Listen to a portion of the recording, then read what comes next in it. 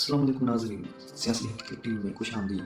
آج ہم بات کرنے جا رہے ہیں ایسے موضوع پر جس نے پورے خطے میں سنسی پھیلا دی ہے، LOC یعنی لائن آف کنٹرول کی تازہ ترین صورتحال۔ جی ہاں دوستو، حالات کچھ ایسے ہیں کہ جنگ کسی بھی وقت چھڑ سکتی ہے۔ تو آخر کیا ہے؟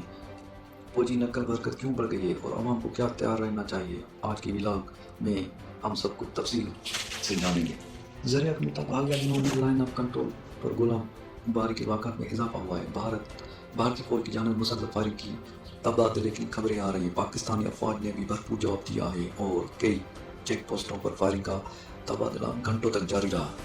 یعنی شاہدین کا کہنا ہے کہ گاؤں کے قریب دھماکوں کی آوازیں سنائی دے رہی ہیں، جبکہ فوجی نقل و حرکت میں غیر معمولی اضافہ ہوا ہے۔ دونوں ملکوں نے اپنی سرحدوں چوکیاں مضبوط کر دی ہیں اور بعض علاقوں میں عام شہریوں کو نکالنے کی ہدایت دی گئی ہے۔ یہ سب اشارے دے رہا ہے کہ صورتحال معمولی نہیں۔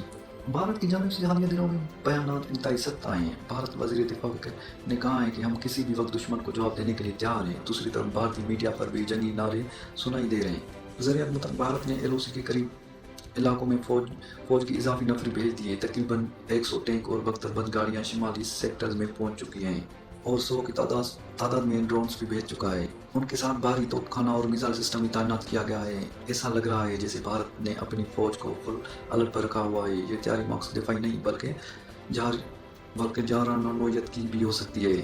پاکستانی فوج نے بھی واضح پیغام دیا ہے کہ پاکستان کی سالمیت پر کوئی سمجھوتہ نہیں ہوگا۔ DGI SPR پاکستان کی جانب سے بیان آیا کہ کسی بھی مامجوئی کا بھرپور جواب دینے کی صلاحیت رکھتے ہیں۔ سرحد پر جوان چوکس ہیں اور فضائیہ نے بھی ہائی الرٹ جاری کر دیا ہے۔ پاکستانی عوام کی نظریں اپنی افواج پر ہیں اور ملک بھر میں قومی جذبہ دیکھنے کو مل رہا ہے۔ لوگ سوشل میڈیا پر پاکستان زندہ باد اور اسٹینڈ ود پاکستان آرمی جیسے ہیش ٹیگ کے ساتھ اظہار یکجہتی کریں۔ یہ پہلا موقع نہیں جب LOC پر کشیدگی بڑھی ہے۔ ماضی میں بھی 2019 میں پلوامہ حملہ کے بعد حالات اسی طرح بگڑ گئے۔ بھارت نے بالاکوٹ اسٹرائیک کا دعویٰ کیا اور پاکستان نے اسی دن بھارتی جہاز مار گرائے۔ یہی وجہ ہے کہ جب بھی بھارت کی طرف سے کوئی حرکت ہوتی ہے، عوام اور افواج دونوں فوری الرٹ ہو جاتے ہیں۔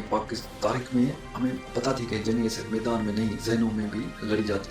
اور ریسنٹلی ابھی بھارت نے سندھور مشن اسٹارٹ کیا تھا، جس میں اس کو منہ کی کھانی پڑی تھی۔ 6 جیٹس ان کی تباہ کر دی تھی پاکستان ایئر فورس نے، اور بھارت سندھور پارٹ 2 شروع کرنے جا رہا ہے۔ پھر سے انشاءاللہ بھارت کی ذلت لکھی جائے گی۔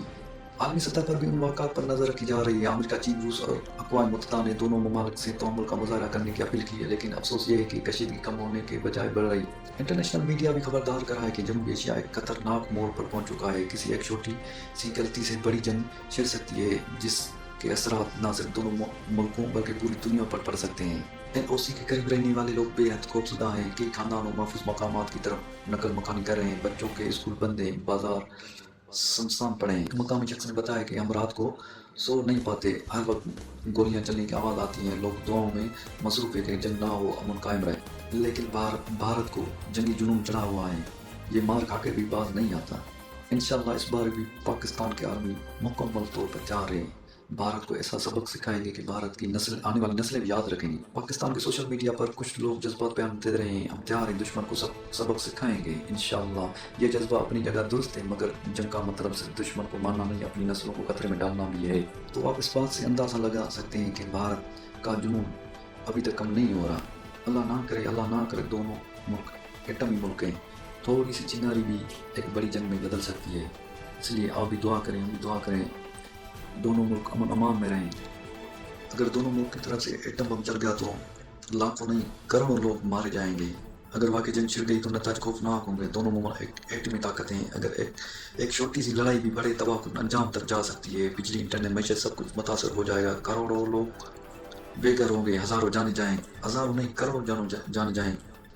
آخر میں میرا پیغام یہی کہ ہم سب کو دعا کرنی چاہیے کہ اللہ ہمارے وطن کو محفوظ رکھے، اللہ پاک ہماری پاک آرمی کو محفوظ رکھے۔